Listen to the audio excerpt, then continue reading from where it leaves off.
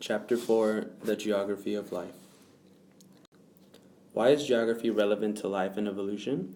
By observing species and habitats in particular areas, we can compare and contrast to identify similarities and differences of how certain traits arose over time and why this may have occurred. Geography is also crucial to evolution because when combined with the fossil record, we can put the pieces to the puzzle per se and provide viable proof for the theory of evolution. Darwin himself considered geography and distribution of species so important to the theory of evolution that this topic alone occupies 2 whole chapters in his book, The Origin. Land bridges? Originally, some biologists proposed the theory of giant land bridges connecting continents which allowed animals to disperse across those continents. Darwin grumbled at this idea due to the lack of evidence of their existence. Darwin's theory. Darwin believed that if species had ways of dispersion over large distances such as birds, this could explain why similar species arise in different separated areas. This theory by Darwin proved to be partially correct, however, as it did not account for the species that couldn't disperse over large areas such as large flightless birds, like the ostrich, for example. Today, we have many answers that once eluded Darwin thanks to 2 developments Darwin couldn't have imagined: continental drift and molecular taxonomy. Continents. Thus, the question arises, how exactly did large flightless animals end up in different parts of the world if they couldn't just fly there? And similarly, how did some of the same species of plants end up in different continents if they are incapable of movement? Supercontinent. With the modern development of the theory of plate tectonics and continental drift, biologists now understand and believe that continents were once connected and, as time progressed, separated. The fossil record of certain species as seen by the figure provides further evidence for this theory. Marsupials and placentals. One of the best and most well-known examples to back the theory of continental drift and dispersal is the similarities between mammals and marsupials. Based on the evidence provided by the fossil record, we can conclude that both of these species had a common ancestor. Once the supercontinent that this ancestor lived on, known as Gondwana, split roughly about 130 million years ago, marsupials separated and lived on what is now Australia and began to adaptively radiate in their environment. Oddly enough, due to similar environments/niches, both placentals and marsupials evolved similar traits over time through their lineage, though their lineage had diverged through the process we know as convergent evolution.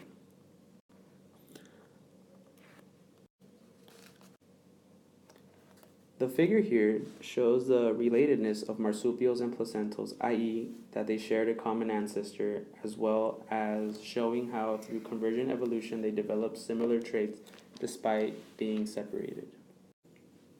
Convergent evolution. Convergent evolution shows us 3 parts of evolutionary theory working together: common ancestry, speciation, and natural selection. Common ancestry tells us why Australian marsupials share some features while placental mammals share different features. In speciation, each common ancestor gives rise to many different descendants. We know that natural selection makes each species well adapted to its environment. These 3 ideas, added with similar habitats in different parts of the world, are a simple explanation of a major biogeographic pattern. Pangea. Pangea has become an important aspect to understanding evolutionary biogeography. Based on the scratches of land masses that correlate to each other and fossil trees, we know that everything was connected at one time. The Galossopteris fossil trees were dominant during the Permian era. Today, their fossils are in separate continents. It is not possible for these plants to have migrated over massive bodies of water to different continents. With this evidence, we can determine evolution from patterns of life on continents has a solid foundation. Islands. Acknowledging that the distribution of species on islands provides conclusive proof of evolution was one of the greatest pieces of investigation in the history of biology. Darwin's ideas were influential in the field of biogeography. He was able to acquire enough information to prove the importance of islands to biodiversity. Islands provide enough data that can be pieced together, as islands once were, that can prove the case for evolution. These are 2 types of islands we need to know to understand the island argument of evolution. They are continental islands and oceanic islands. Continental islands. Continental islands were once connected to a continent but later separated, either by rising sea levels that flooded land bridges or by moving continental plates. Examples of continental islands include, among others, the British Isles, Japan, Sri Lanka, Tasmania, and Madagascar. Oceanic islands. Oceanic islands arose from the seafloor, initially bereft of life, as growing volcanoes or coral reefs. Oceanic islands were never connected to a continent. Examples of oceanic islands are the Hawaiian Islands, the Galapagos Archipelago, St. Helena, and the Juan Fernandez Group. What is the island argument? The island argument of evolution begins with the observation that oceanic islands are missing many types of native species that we see on both continents and continental islands. The oceanic islands mainly missed native mammals, amphibians, freshwater fishes, and reptiles. Darwin believed that species such as mammals, amphibians, freshwater fishes, and reptiles became introduced to oceanic islands by humans and showed to be suited to oceanic islands even though they weren't put there from the beginning. This is why native species are typically wiped out. For example, in Hawaii, a poisonous amphibian from the America was introduced to control beetles on sugarcane. More to it, the other part of the argument is that even though oceanic islands lack basic kinds of animals, the types that are present there are often present in abundance and contain many similar species. We can see this in the way the Galapagos Islands habitat 28 species of bird found nowhere else, and 14 of these belong to the Galapagos finches. Based on the information we have obtained from islands, we can observe that life on oceanic islands is more unbalanced. This information allows us to understand that over time species learn to adapt to their environment, thus adapting new traits or mechanisms to conquer a habitat or maintain a sustainable lifestyle. Hawaii, an oceanic island where it's strongly evident that species learn to adapt to their own environment in order to live a sustainable life. For example, honeycreepers and Drosophila. Adaptive radiation in Hawaiian honeycreepers. They evolved after their finch-like ancestors colonized in the islands. Just like the Galapagos finches, the Hawaiian honeycreepers have bills that are specialized based on their environment and food source that's readily available. For example, the avies have a slender bill which enables them to sip nectar from long tubular flowers, and the Maui parrotbill possesses a massive bill, letting them pry back and split twigs in order to find beetle larvae. Drosophila. Drosophilas are a type of a fruit fly that resides in the Hawaiian Islands. Due to natural selection and Hawaii's many islands, the island contains over half of the world's species of Drosophilas. Continents and continental islands versus oceanic islands. There are a group found in continents and continental islands that are not found in oceanic islands due to several reasons.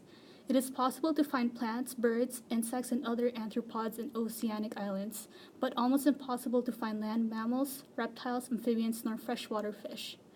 Plants, birds, and insects, and other arthropods are able to colonize oceanic islands through long-distance dispersal, whereas the latter group is not able to do the same. Plants are dispersed through the help of birds eating their seeds and later excreting their waste in islands during their flight, or through wind or water. Likewise, insects are able to latch onto airplanes, logs, and ships, and later be transported onto the islands. Just as the birds bring seeds of plants, they are also bringing and laying their eggs on the islands they travel to. In contrast, the animals aren't found in oceanic islands have difficulties traveling across the ocean as they're too heavy and unable to swim very far. Similarly, freshwater fish and amphibians can't swim in salt water for a long period of time. Not only are land mammals, reptiles, amphibians, nor freshwater fish impossible to be found, trees are rare to oceanic islands. Trees are rare as their seeds are too heavy and cannot float on water or be eaten by birds. Though dispersals seem to happen frequently, the probability of establishing a breeding population is extremely low. Over a million years, the probability of creating a breeding population through dispersal is only 63%. Distinct features of oceanic islands. Life on oceanic islands is in balance. They lack major groups of organisms, but possess organisms that are able to radiate easily. Species found in oceanic islands are also found in the nearest continent, even if their environment differs. Summary.